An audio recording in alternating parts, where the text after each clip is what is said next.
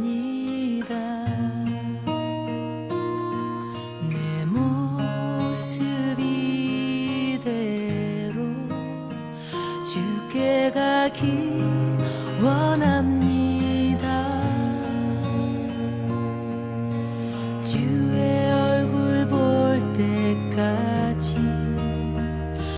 다 같이 마을 모두 하나님 앞에 기도드리심으로 주일 연절 후 6번째 주일 예배를 하나님 앞에 드리겠습니다. 너희는 여호와 우리 하나님을 높여 그의 발등상 앞에서 경배할지어다. 그는 거룩하시도다. 그의 제사장들 중에는 모세와 아론이 있고 그의 이름을 부르는 자들 중에는 사무엘이 있도다. 그들이 여호와께 간구하며 응답하셨도다. 아멘. 우리의 든든한 반석이시요 피할 바위가 되시는 하나님, 지난 한 주간 거칠고 험한 세상길을 걸을 때에 저희를 사랑하여 주시고 매일 매 순간 지혜와 권능으로 인도하여 주신 은혜에 감사를 드립니다. 그 변함없는 사랑을 주일에도 베풀어 주셔서 저희로 평안과 기쁨이 넘쳐나는 은혜의 자리로 불러주시니 더욱 감사를 드립니다. 예배하는 이 시간 주님께서 펼쳐주신 넓고 평안한 날개 아래에서 우리 영혼이 힘을 얻게 하시고 베풀어주신 풍성한 은혜의 식탁에서 영생하는 양식을 먹게 하여 주옵소서. 우리의 예배를 기쁘게 받으시는 예수님의 이름으로 기도드리옵나이다. 아멘. 찬송가 35장 하나님 앞에 찬양 드리겠습니다. 큰 영화로신 주 이곳에 오셔서 이 모인 자들로 주 백성 삼으사 그 중에 항상 계시고 그 중에 항상 계시고 큰 영광 나타내소서. 이 백성 기도와 또 예물 드림이 향내와 같으니 곧 받으옵소서. 주 예수 그 신 복음을 주 예수 그 신 복음을 만 백성 듣게 하소서. 또 우리 자손들 다 주를 기리고 저 성전 돌같이 귀하게 하소서. 주 구원하신 능력을 주 구원하신 능력을 늘 끝날까지 주소서. 주 믿는 만민이 참 진리 지키며 성도들같이 주 찬송하다가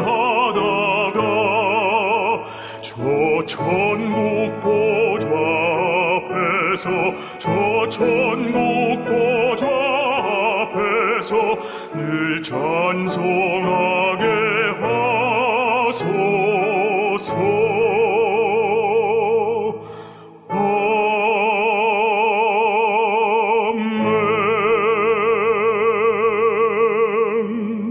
사도신경으로 신앙 고백하시겠습니다.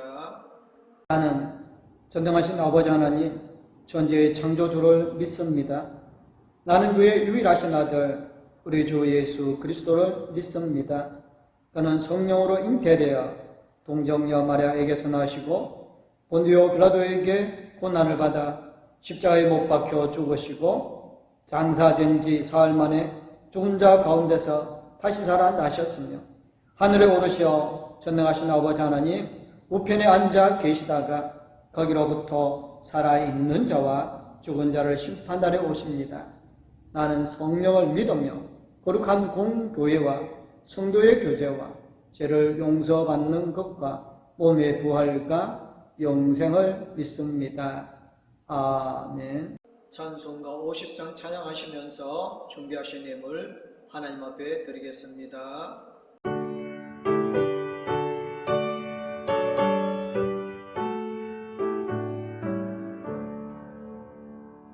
내게 있는 모든 것을 아낌없이 드리네.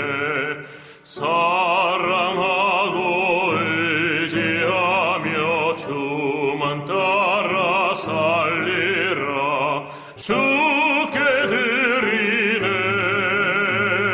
주께 드리네.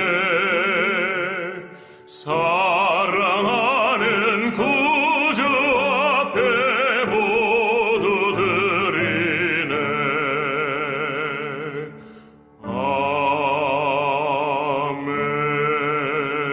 아멘. 기도하겠습니다. 사랑의 하나님 감사합니다.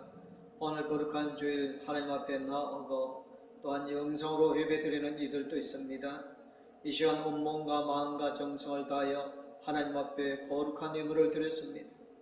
11제물 드린 손길, 감샘을 드린 손길, 성경을 드린 손길, 교회 장기 발전임을 드린 손길, 장학임을 드린 손길, 가난하고 어렵고 힘든 자를 돌아보게 구제임을 드린 손길들, 성결의 청결함과 찬양대로 교회학교 교사로 구역으로 이 모양 저 모양으로 하나님 앞에 드려진 모든 손길의 정성을 하나님께서 기뻐 받아주심을 믿사옵고 거룩하신 우리 주 예수 그리스도의 이름으로 기도드리옵나이다. 아멘. 이 시간 우리에게 주신 말씀은 열왕기상 18장 41절에서 46절 말씀입니다. 엘리야가 아합에게 이르되 올라가서 먹고 마시소서. 큰 비 소리가 있나이다. 아합이 먹고 마시러 올라가니라. 엘리야가 갈멜산 꼭대기로 올라가서 땅에 굴어 엎드려 그의 얼굴을 무릎 사이에 넣고 그의 사환에게 이르되 올라가 바다 쪽을 바라보라. 그가 올라가 바라보고 말하되 아무것도 없나이다. 이르되 7번까지 다시 가라. 7번째 일어나서는 그가 말하되 바다에서 사람의 손만한 작은 구름이 일어나나이다. 이르되 올라가 아합에게 말하기를 비에 막히지 아니하도록 마차를 갖추고 내려가소서 하라 하니라. 조금 후에 구름과 바람이 일어나서 하늘이 캄캄해지며 큰 비가 내리는지라.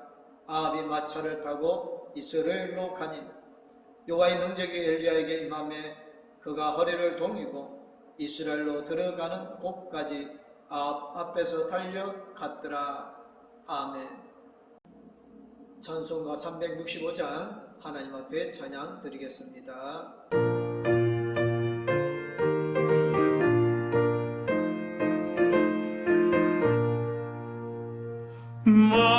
마음속에 근심 있는 사람 주 예수 앞에 달려오라.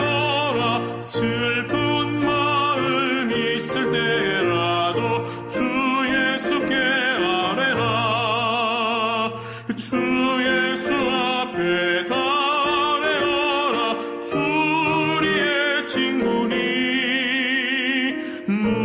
무엇이나 근심하지 말고 주 예수께 아뢰라. 눈물 나며 깊은 한숨 쉴 때 주 예수 앞에 달려오라. 은밀한 죄 내게 있더라도 주 예수께 아뢰라. 주 예수 앞에 달려오라. 우리의 친구니 무엇이나 근심하지 말고 주 예수께 아뢰라.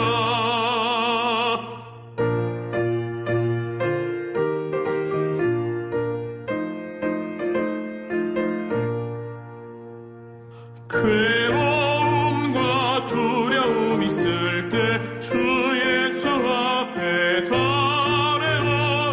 내일 일을 염려하지 말고 주 예수께 아뢰라. 주 예수 앞에 달려라. 주 우리의 친구니 무엇이나 근심하지 말고 주 예수께 아뢰라. 죽음 앞에 겁을 내는 자여 주 예수 앞에 달려라. 하늘나라 바라보는 자여 주 예수께 아뢰라.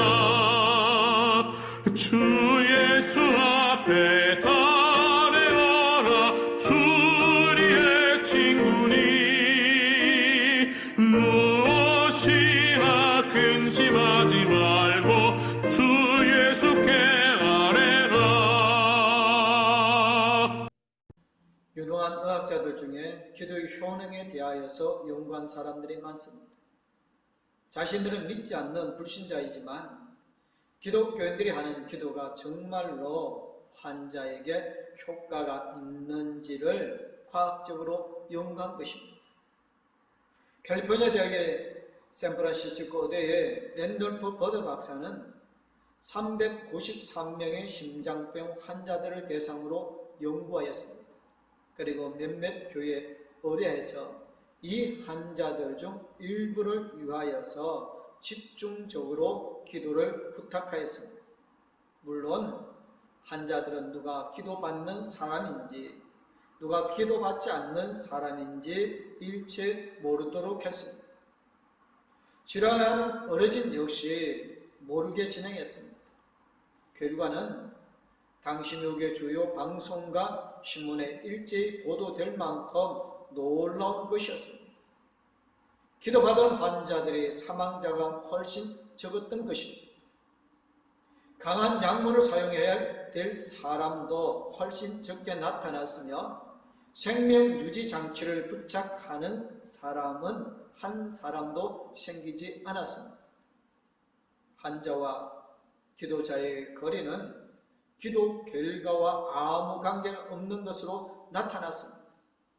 같은 도시에 있는 사람을 위해 기도하는 것이나 지구 반대편에 있는 사람을 위하여 기도하는 것이나 효과는 똑같았습니다. 기도가 효능이 있다는 것을 당연히 믿지만 불신자들이 의학적으로 통계적으로 기도의 효능을 밝힌다는 것이 참 흥미롭습니다. 그러나 기도를 힘들어하는 신자들도 많습니다. 신자라면 당연히 해야 할 일이지만 무거운 짐으로 여깁니다. 그 이유는 기도의 효능을 겪어보지 못해서 그렇습니다. 기도하면 병이 낫기도 하고 물질의 복을 받기도 하고 가정의 문제가 해결되기도 하고 자녀들의 앞길이 활짝 열리기도 합니다. 기도는 짐이 아니라 하나님의 자녀만이 누리는 기막힌 특권이요 축복입니다. 이를 직접 경험해 보아야 합니다. 본문에서 엘리야는 갈멜산에 올라 기도합니다. 그는 기도로 하늘문을 열고 닫은 위대한 기도의 증인입니다. 그의 기도를 통해서 우리는 기도의 원리를 몇 가지 배울 수가 있습니다. 첫째, 말씀으로 기도해야 하는 것입니다. 성도라면 누구나 열심히 기도하기를 원합니다. 오늘처럼 기도에 관한 설교를 듣고 나면 나도 기도해봐야지 하는 마음을 갖습니다. 그런데 막상 기도하려고 하면 기도가 잘 되지 않습니다. 왜 그럴까요? 하나님의 임재를 느끼지 못하고 무언가 허공에 대고 말하는 것 같은 공허한 느낌만 들기 때문입니다. 하나님에 대한 의존감이 문제입니다. 기도에 하나님이 없습니다. 하나님이 내 앞에 계신다는 사실을 생생하게 느껴지는데 기도를 흐지부지 할 사람은 누가 있겠습니까? 하나님이 내 음성을 듣고 계시고 지금 하나님과 대화하고 있음을 분명히 믿어지는데 기도를 하는 둥 마는 둥 하는 사람이 어디 있겠습니까? 그게 느껴지지 않으니 허지부지 되는 것입니다.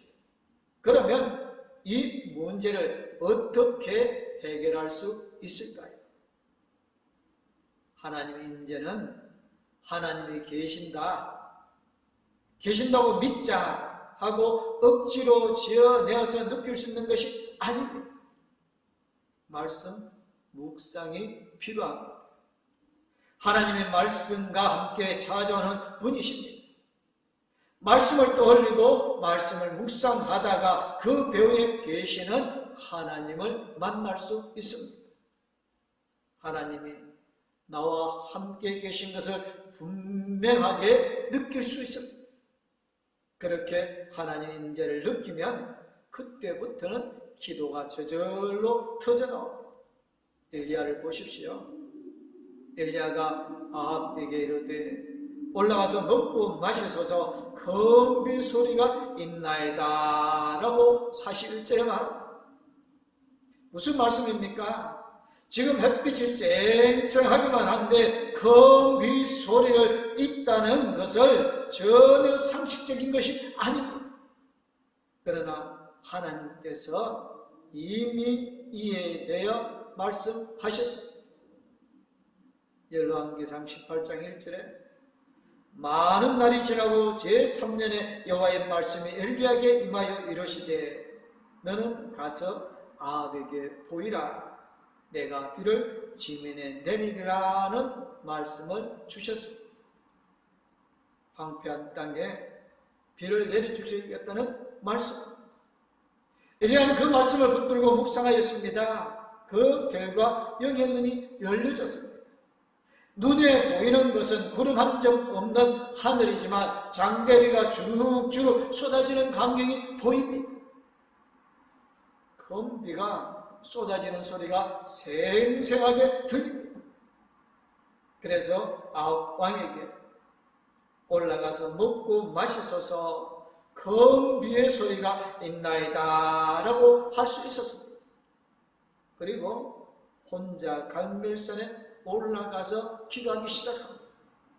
비가 쏟아지는 소리가 들리는데 하나님 임재가 분명하게 느껴지는데 기도가 터져 나오지 않을 수가 없었습니다. 우리도 마찬가지입니다.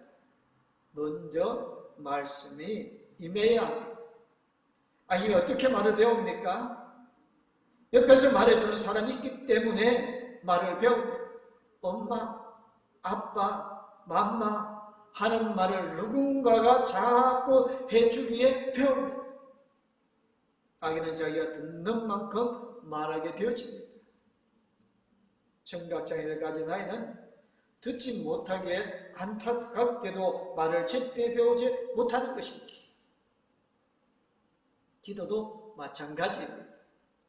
먼저 들어야 기도가 나옵니다. 하나님의 말씀이 자꾸 내 심령에 들려와야 기도의 말문이 트입니다. 그래서 마틴 루터는 성경 한 장은 기도의 불을 붙일 수 있는 불씨다라고 하였습니다. 말씀은 기도의 불꽃이 일어나게 만드는 불씨입니다. 먼저 말씀을 묵상해야 된다고 하니까 혹시 기도할 때마다 성경을 한 장 읽고 기도해야 하겠다고 생각하는 분이 계십니까? 꼭 그럴 필요는 없습니다. 말씀을 깊이 묵상해서 그 말씀이 내 속에 살아있으면 그 힘으로 사흘도 기도할 수 있고 일주일도 기도할 수 있습니다.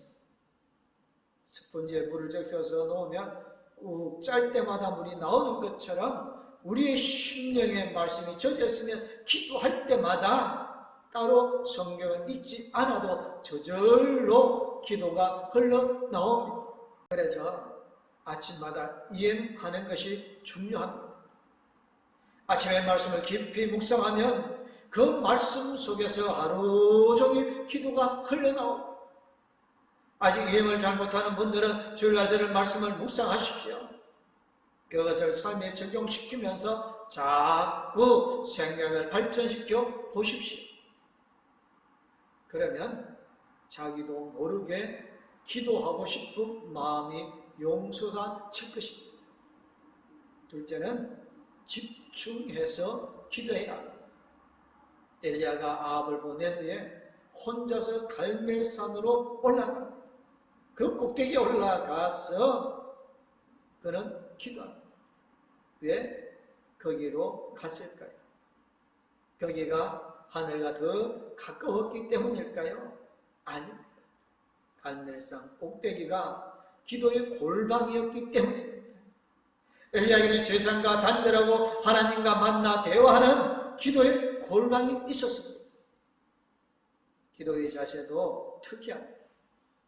42절에 엘리야가 갈멜산 꼭대기로 올라가서 땅에 꿇어 엎드려 그의 얼굴을 무릎 사이에 넣고 라고 합니다.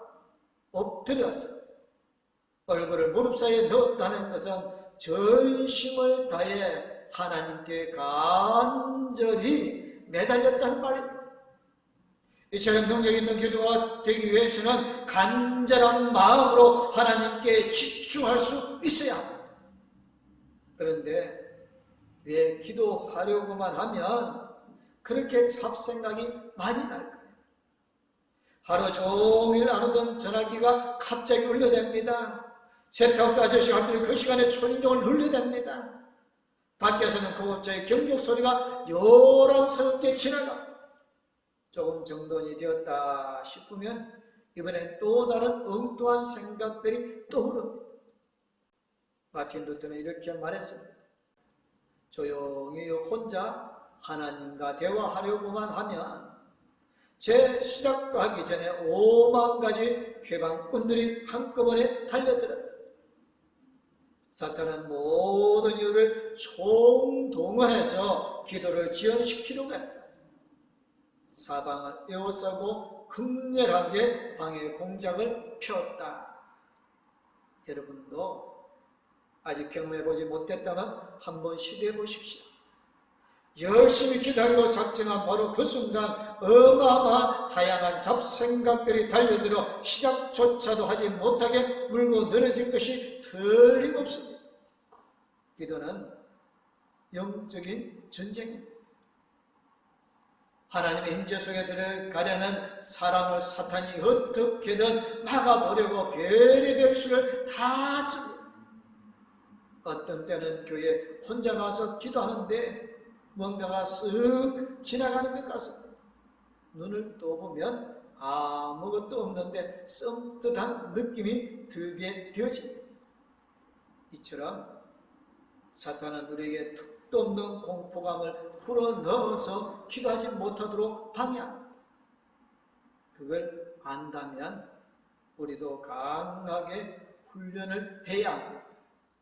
어떻게 하면 집중해서 간절히 기도할 수 있습니까? 먼저 절박한 문제부터 기도하십시오. 잡념이 자꾸 생기는 것은 별로 절박하지 않은 기도를 하기 때문에 그렇습니다. 세계 성도를 위하여 기도하고 남북 통일을 위하여 기도하는 것도 필요합니다. 하지만 자기에게 절박하지 않을 수 있습니다. 그런데도 억지로 기도하려고 하니 잡념이 떠오르는 것입니다. 당장 절박한 거, 내 자녀 문제를 위해 기도하고 남편의 신앙과 믿음을 위해 기도하십시오. 그래서 기도의 문이 열리면 그 다음에는 자연스럽게 중보 기도가 나오게 되어질 것입니다. 셋째는 인내하며 기도해야 합니다. 엘리야가 간절히 기도한 후에 산에게 올라가서 바다 쪽을 바라보라고 합니다. 산이 아무것도 없습니다 라고 합니다. 다시 기도한 후에 다시 바다 쪽을 더 달려가 보라는 것입니다. 그래도 엘리야는 낙심하지 않고 계속 기도하였습니다. 마침내 7번째가 되었을 때 바다에서 사람 손만한 작은 구름이 일어났습니다. 응답이 나타난 것입니다. 그렇게도 바라던 장대비가 쏟아져 내렸습니다. 만약 엘리야가 6번까지 기도하고 아무래도 바보 같은 짓을 하고 포기하여 버렸다면 그 기막힌 응답에 영원히 체험하지 못했을 것입니다. 이처럼 기도에는 인내가 따라야 합니다. 하나님 우리의 기도를 단번에 응답해 주시지 않는 이유가 무엇입니까? 하나님 우리 자신을 변화시키고자 하시기 때문입니다. 시골의 한 통나무집에 병약한 남자가 살고 있었습니다. 그는 그의 집 앞에 있는 큰 바위가 하나 있어서 집을 들락거리는데 너무 힘들었습니다. 어느 날 하나님께서 꿈에 나타나 말씀합니다. 사랑하는 아들아, 집 앞의 바위를 매일 밀어보려. 그때부터 그는 희망을 가지고 바위를 매일 밀었습니다. 그런데 1년이 지났는데도 그 바위는 꼼짝도 하지 않았습니다.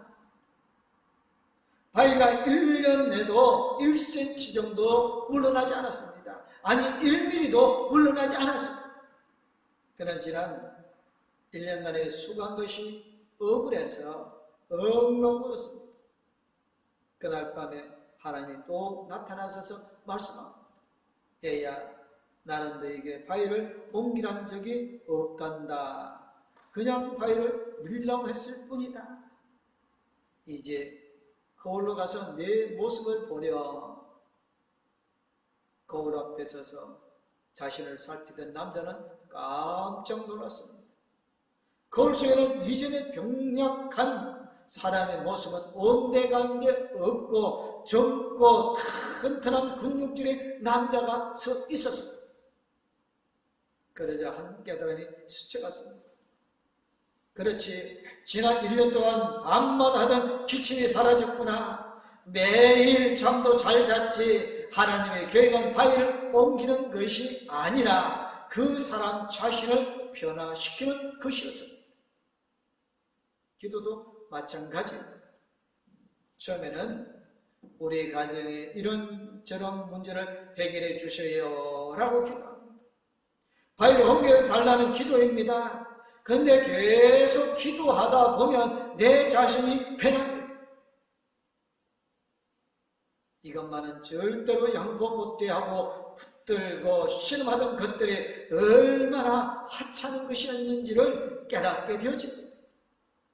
근심 걱정에 찌들어 있던 사람이 겨우 그까진 일로 내가 그렇게 노심초사했는가 하고 생각합니다. 저는 그렇게 크게 보이던 일도 아무것도 아닌 작은 일로 느껴집니다. 기도하는 동안에 내 관점이 달라지고 내 생각이 달라집니다. 그래서 영적으로 튼튼해지고 강건해집니다.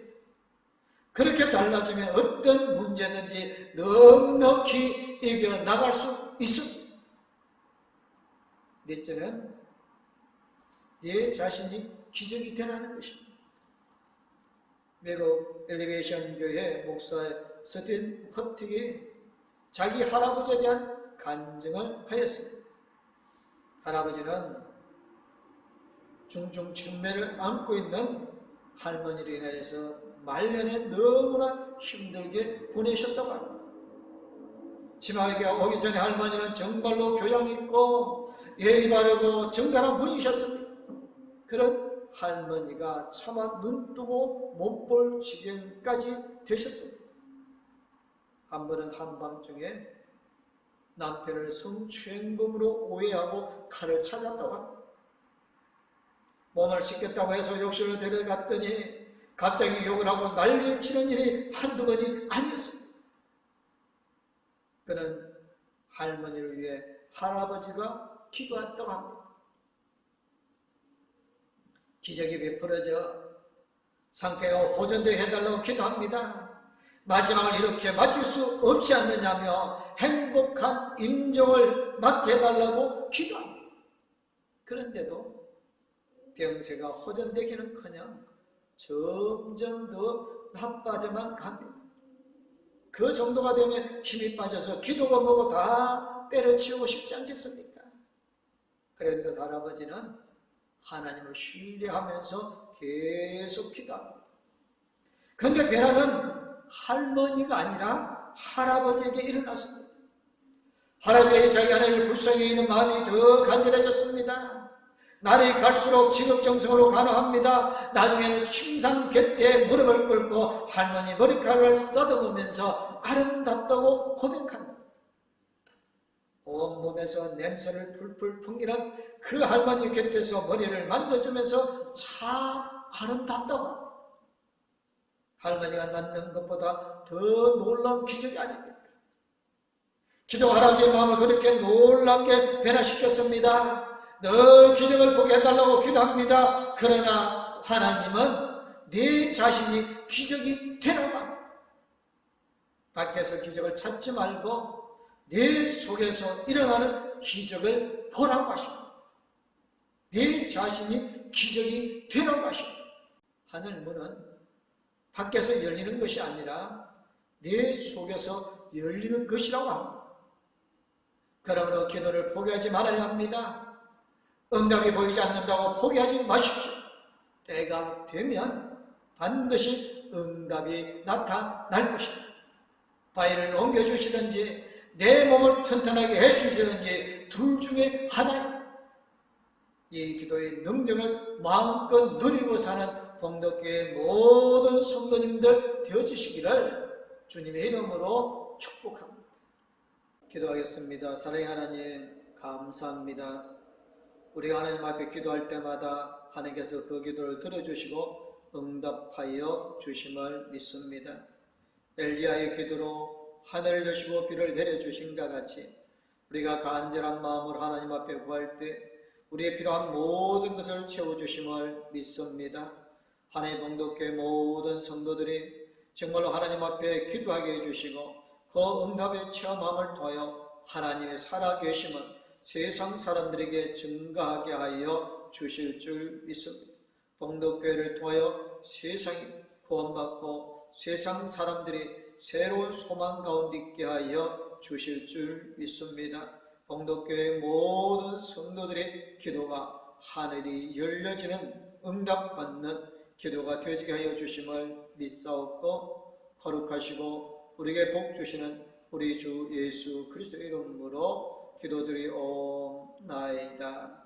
아멘.